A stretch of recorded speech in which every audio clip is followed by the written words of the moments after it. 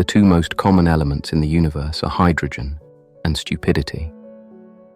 At first it sounds like a clever insult, a throwaway line, but the longer you sit with it, the less funny it becomes. Because when you look closely, when you watch the world long enough, you start to see it.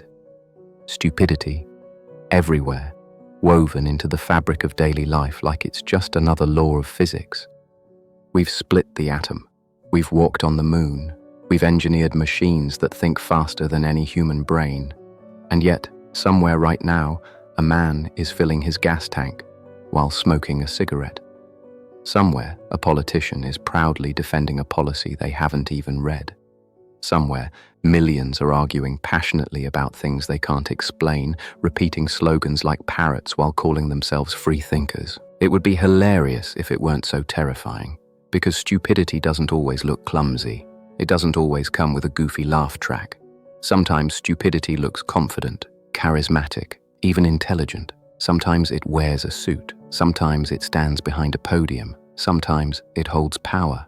And when it does, stupidity doesn't just embarrass us, it ruins lives. But here's the uncomfortable part.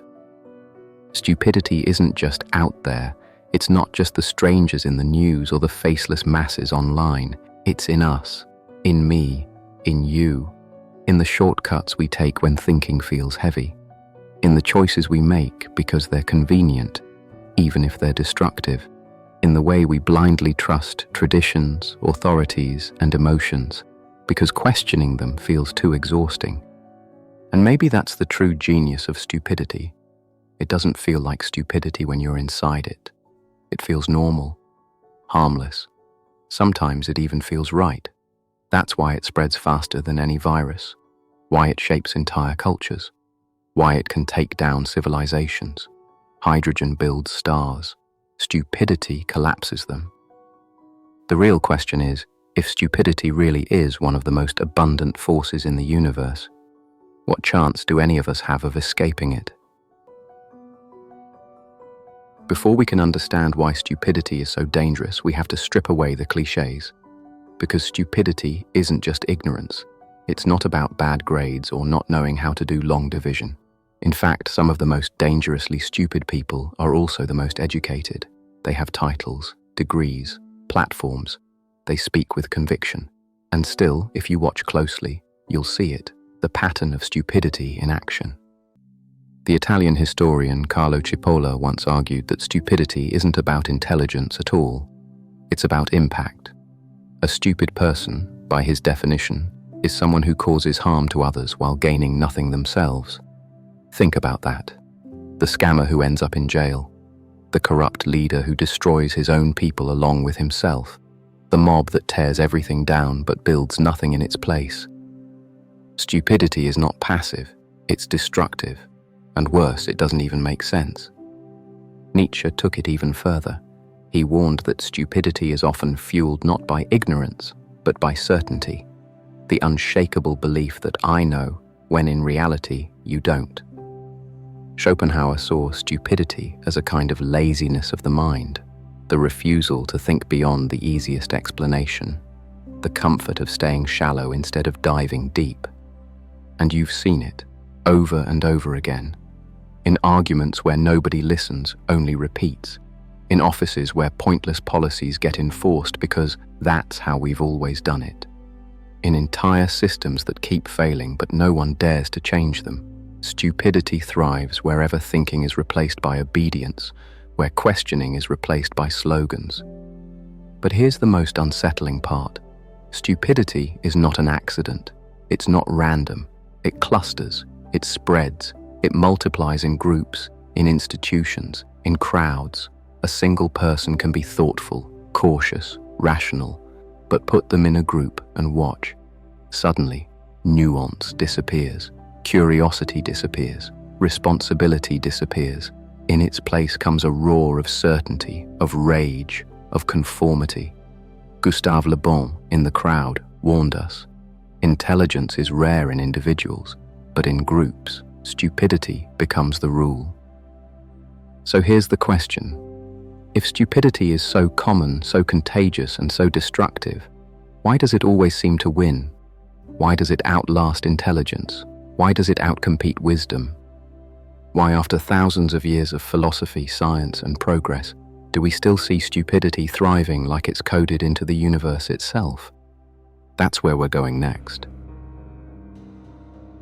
Here's the cruel irony. Intelligence is powerful, but stupidity is relentless. Intelligence hesitates, questions, tests, revises. Stupidity doesn't. Stupidity charges forward with blind confidence, and confidence, whether true or false, has always been contagious. People don't follow those who doubt. They follow those who sound certain, and stupidity has certainty in endless supply. History is full of proof. Brilliant scientists hesitated to publish until they were absolutely sure of their data.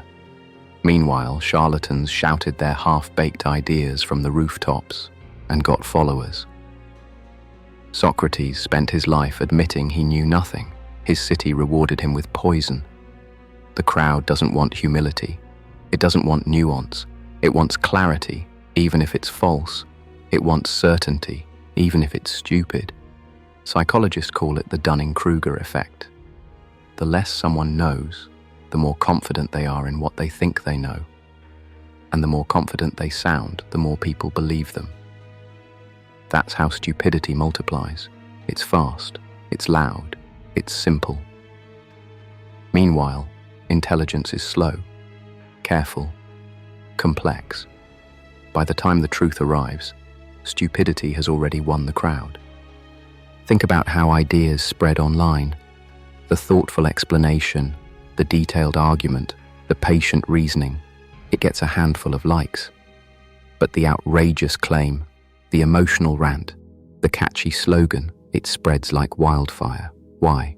Because it's easy. Easy to understand, easy to share, easy to believe. Stupidity has evolution on its side. It costs less energy, and in the attention economy, the cheapest idea always wins. Nietzsche once said, "Madness is rare in individuals, but in groups it is the rule." That's the core of it.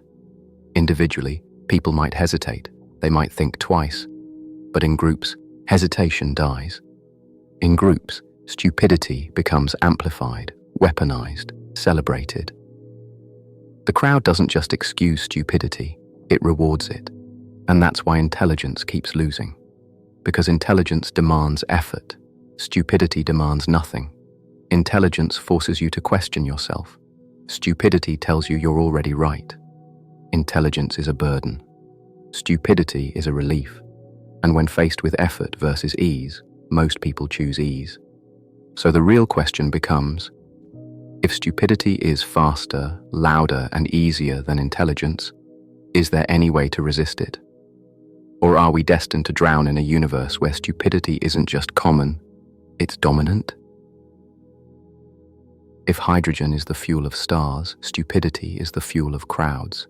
It spreads exactly like a contagion. One spark of idiocy can infect thousands, millions, before anyone notices. And like any good virus, it evolves, it adapts, it finds new hosts. Think about how misinformation moves online. A single tweet, a single video, a single out-of-context screenshot, and suddenly an entire narrative is born. No research, no evidence, just emotion, outrage, fear, tribal pride. Those are the perfect nutrients for stupidity to multiply. By the time fact-checkers arrive, it's too late. The virus has already jumped hosts. But stupidity isn't new. The printing press spread as many bad ideas as good ones. Rumors have collapsed empires. Witch hunts didn't need proof, they just needed panic. What's changed today is the speed. Social media turned stupidity from a slow-burning disease into a global pandemic. And here's what makes it even more dangerous. Stupidity feels good. Outrage feels good. Belonging to the tribe, repeating the chant, joining the outrage. It feels safe, powerful, meaningful. And once stupidity gives you that emotional high, why would you let it go? Carl Jung warned about this. He said when people lose connection to meaning, to purpose, they become vulnerable to collective suggestion. In other words, when you don't know who you are, the crowd will gladly tell you. And what the crowd tells you is rarely intelligent. It's loud, it's emotional, it's contagious. Watch a crowd at work. One person laughs, and soon everyone laughs, even if they didn't hear the joke. One person panics, and soon everyone runs, even if there's no danger. One person shouts an absurd slogan, and suddenly it's on a banner, a t-shirt, a movement. Stupidity doesn't persuade, it infects. And the scariest part, the smarter you think you are, the more vulnerable you might be. Because the moment you believe you're immune, you stop questioning yourself. That's when stupidity slips in through the back door. So maybe the real danger isn't just that stupidity spreads. The real danger is that it spreads through us, through our fears, our emotions, our desire to belong. Which raises a terrifying question. If stupidity is viral, can anyone truly stay uninfected? It's tempting to laugh at stupidity, to treat it like background noise, annoying but harmless. But history tells a darker story. Stupidity doesn't just embarrass us, it destroys us. Think about relationships. A single careless comment spoken without thought can fracture years of trust. A stupid mistake, driving drunk, sending that message, ignoring the warning signs, can shatter lives in an instant. Stupidity at the personal level already leaves scars. But when it scales up, it topples civilizations. Look at wars. How many started not from strategy, but from arrogance, pride, or blind faith in the wrong idea? Look at financial crashes. Brilliant economists issued warnings, but stupidity brushed them aside, chanting, "This time it's different."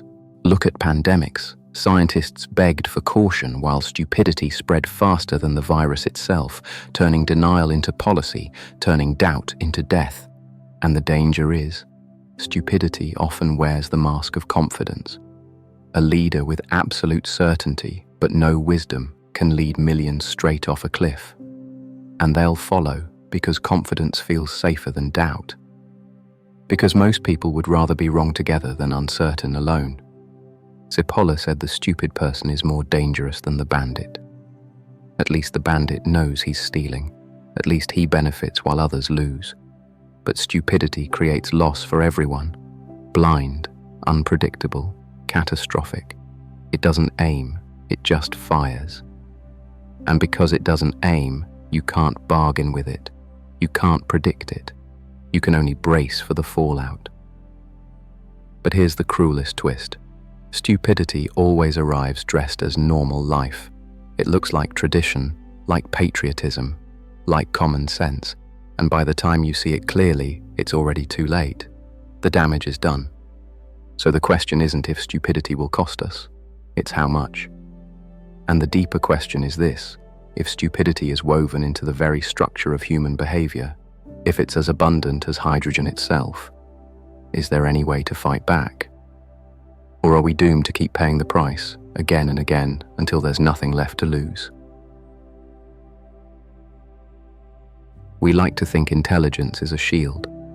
That if you're educated, if you read the right books, if you understand science or philosophy, you're immune to stupidity. But history shows otherwise. Intelligence doesn't always prevent stupidity. Sometimes it supercharges it. Arthur Schopenhauer once wrote that talent hits a target no one else can hit. But genius hits a target no one else can see. But here's the hidden danger.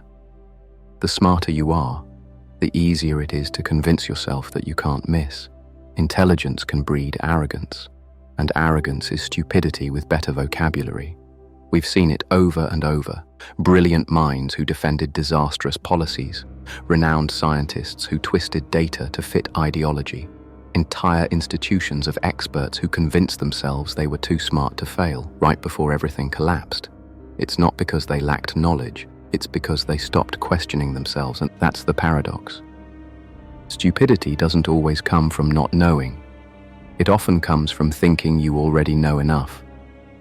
The philosopher Daniel Kahneman called it the illusion of understanding, the belief that because something makes sense in your head, it must be true in the world. Intelligence builds the illusion. Stupidity seals it shut. And then there's the other trap, overthinking. Smart people can rationalize anything. They can talk themselves into bad decisions with brilliant arguments. They can defend their mistakes with eloquence. They can turn stupidity into philosophy, into policy, into law. And once intelligence gives stupidity a mask of sophistication, it becomes almost impossible to challenge. Maybe you've even caught yourself doing it, explaining away a bad choice because it felt good, using clever words to justify what you already wanted to do, thinking you're the exception, thinking you're immune. That's how stupidity sneaks in, not through ignorance but through pride. And that's the scariest part. Because if even the smartest people aren't safe, if intelligence itself can collapse into stupidity, then how do we resist it? How do we tell the difference between a brilliant idea and a brilliantly stupid one? The answer takes us somewhere even darker, into the psychology of crowds, where stupidity doesn't just corrupt individuals, it multiplies. On their own, people can be thoughtful. They hesitate, they weigh consequences, they second-guess themselves. But put those same people in a group, and something strange happens. The hesitation disappears. The second-guessing evaporates. Suddenly, you're not dealing with careful individuals anymore. You're dealing with a single, unified creature. And that creature is almost always stupid. Gustave Le Bon, in his classic book The Crowd, warned us that individuals in a group lose their sense of responsibility. Their critical thinking collapses. They regress. They become emotional, impulsive, childlike. A calm, rational person can transform into part of a violent mob in seconds, simply because the group gives them permission to stop thinking. History is filled with these moments, the witch hunts of Europe, the rallies of totalitarian regimes, financial bubbles that everyone swears will never burst, until they do. Each time, intelligent individuals fused into a stupid crowd, and the crowd always thinks it's right. It never sees itself as a mob. It sees itself as righteous, as enlightened, as chosen. The real danger is that crowds amplify the very things that make stupidity powerful: certainty, emotion, simplicity. A single bad idea, when shouted by enough voices, becomes truth. A lie, repeated loud enough and long enough, becomes law. Stupidity loves a crowd, because a crowd can give it the one thing it could never earn on its own: legitimacy. And it's not just physical mobs. Online, we see the same madness every day. Outrage spreads through comments and hashtags. People pile on without reading, without thinking, without questioning. They just join because joining feels safe, because silence feels risky. And in minutes, a storm of stupidity can destroy reputations, rewrite narratives, and terrify anyone who dares to stand apart. Jung would call this possession by the collective shadow, the dark, unconscious energy of the group that overwhelms the individual. In that state, you don't think, you don't reason, you don't even feel like yourself. You become a channel for something larger, something far more dangerous. And that leads us to a disturbing truth. Stupidity doesn't just thrive in crowds, it requires them. Alone, stupidity is limited. In groups, it becomes unstoppable. Which leaves us with a chilling question. If the crowd multiplies stupidity, then is there any hope for intelligence in a world built on crowds? Here's the uncomfortable truth. Stupidity isn't just everywhere because it spreads easily. It's everywhere because we like it. We crave it. We invite it into our lives. Not because we're foolish, but because stupidity is seductive. Why? Because stupidity feels good. It's easier than thinking. It's faster than reflection. It gives you certainty when the truth would give you doubt. And in a world full of anxiety, fear, and uncertainty, certainty feels like oxygen. Even if it's wrong, it feels better than being lost. That's why slogans beat arguments. That's why gossip beats facts. That's why conspiracy theories spread faster than research papers. They give us emotional sugar highs. They simplify the chaos. They let us feel smart without the work of being smart. And stupidity doesn't just seduce individuals. It seduces entire cultures. Think about how entertainment works. The loudest show gets the highest ratings. The most outrageous clip gets the most views. The most shocking headline gets the most clicks. Stupidity is profitable, stupidity is addictive, and the systems we've built are designed to feed it to us over and over again. But there's something even darker. Stupidity also feels safe. It protects us from painful truths, from failure, from responsibility. Believing a simple lie is easier than facing a complicated reality. Following the crowd is easier than standing alone. Pretending everything is fine is easier than confronting the fact that it isn't. Nietzsche warned about this when he spoke of herd morality, the comfort of belonging, of agreeing, of being good because everyone else says you are. It's easier to live that way, easier to surrender your mind than to face the terror of thinking for yourself. And stupidity offers that surrender wrapped in a warm blanket. So maybe the reason stupidity dominates isn't just because it spreads, maybe it's because deep down we want it to. We're drawn to it, we depend on it, which leads to a brutal question. If stupidity is both contagious and seductive, if it appeals to our fears and our desires, then what hope is there of resisting it? Because the real danger isn't just that stupidity tricks us, it's that we fall in love with the trick. Stupidity is dangerous in an individual. It's terrifying in a crowd. But when stupidity hardens into institutions, when it becomes the foundation of entire systems, it turns catastrophic. Because then, stupidity doesn't just survive, it rules. Think about bureaucracy, endless forms, pointless procedures, rules that make no sense but must be followed because that's policy. Everyone knows it's stupid. Everyone feels the inefficiency. And yet, the machine keeps grinding. Why? Because the system doesn't reward intelligence. It rewards compliance. The person who questions the rules is punished. The person who obeys them, no matter how absurd, is promoted. Or look at politics. A leader makes an obviously irrational decision, one that experts warn against. But instead of being stopped, the stupidity spreads. It's defended, rationalized, turned into strategy. Not because it makes sense, but because admitting the mistake would cost too much power. And so stupidity becomes law. Economies collapse the same way. People chase bubbles that everyone knows will burst, but no one dares to step away first. The fear of missing out is stronger than the logic of caution. Intelligence whispers, "This can't last." Stupidity shouts, "It's different this time." And stupidity always wins the vote. This is what Cipolla meant when he warned that stupid people are more dangerous than criminals. At least criminals have rational goals. Systems infected by stupidity have none. They just perpetuate themselves, consuming resources, destroying progress, dragging everyone down, and for no benefit at all. But here's the cruelest twist. Stupidity in power often disguises itself as intelligence. It hides behind big words, behind charts and data, behind the illusion of expertise. Bureaucrats drowning in jargon, politicians wrapped in slogans, executives armed with spreadsheets. It all looks smart, but the outcomes tell the truth. Waste, destruction, chaos. And once stupidity sits on the throne, it becomes almost impossible to dethrone. Because stupidity rewards loyalty over brilliance, obedience over courage, illusion over truth. It builds entire hierarchies of people who don't dare to think, and those who do think, they're exiled, silenced, or worse. Which raises the next terrifying question.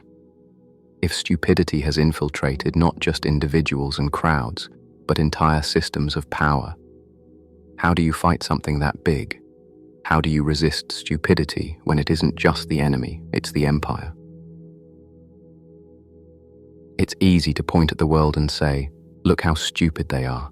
The politicians, the corporations, the mobs online. But stupidity doesn't just live out there. It lives in here. In the small private choices you make every single day.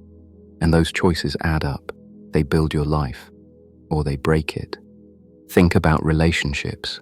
How many of them have ended not because of betrayal, but because of small, stupid mistakes? The arguments you kept repeating, the apologies you never gave, the pride you chose over peace. At the time, they felt small, harmless, but together they built walls.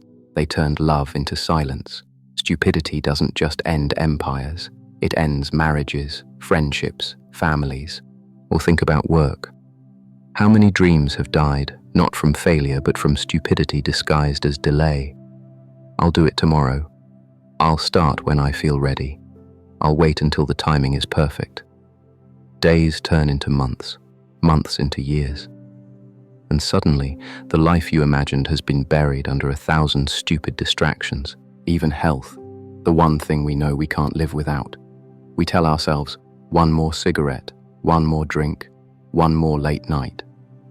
Each choice feels harmless. Stupidity always feels harmless in the moment. But step back and you see the truth. The most destructive patterns aren't dramatic. They're stupid, ordinary, repeated. And here's the hardest part to admit. Stupidity often wears the mask of comfort. It whispers, don't worry about it. Don't overthink it. You deserve a break. And sometimes, that's true. But other times, it's the voice pulling you away from the very things that could save you. From the hard conversation. From the project you're afraid to start. From the changes you know you need to make. The philosopher Seneca once warned that it's not death we should fear, but never beginning to live. And stupidity is the #1 reason so many lives never truly begin. Not because we couldn't do more, but because we didn't. Which leaves us with the question none of us want to face. If stupidity is this embedded in our choices, if it's shaping our habits, our relationships, our future, then how do you know when it's already running your life? If stupidity is as common as hydrogen, if it infects crowds, institutions, and even our private choices, then is there any way out? Or are we doomed to live under its gravity forever? The answer is brutal, but also freeing. There's no cure for stupidity on a global scale. You can't fix the world. You can't inoculate the masses. You can't stop every bad decision.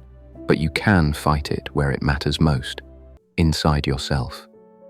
That fight begins with awareness. Stupidity thrives in autopilot, in the moments you stop asking why. So the first antidote is simply to notice. Notice when you're acting out of habit. Notice when you're following the crowd just because it's easier. Notice when you're choosing comfort over clarity. Most people never do, which means most people are ruled by stupidity without ever realizing it. The second antidote is humility. Intelligence without humility collapses into arrogance, and arrogance is just stupidity wearing a crown, admitting you don't know. That's the mark of real strength. Socrates became the wisest man in Athens, not because he had answers, but because he knew he didn't. Every time you admit ignorance, you build armor against stupidity. The third is courage, because stupidity is safe. It keeps you with the herd. Resisting it means standing alone sometimes, asking the question no one once asked, saying the thing no one once said, choosing the harder path.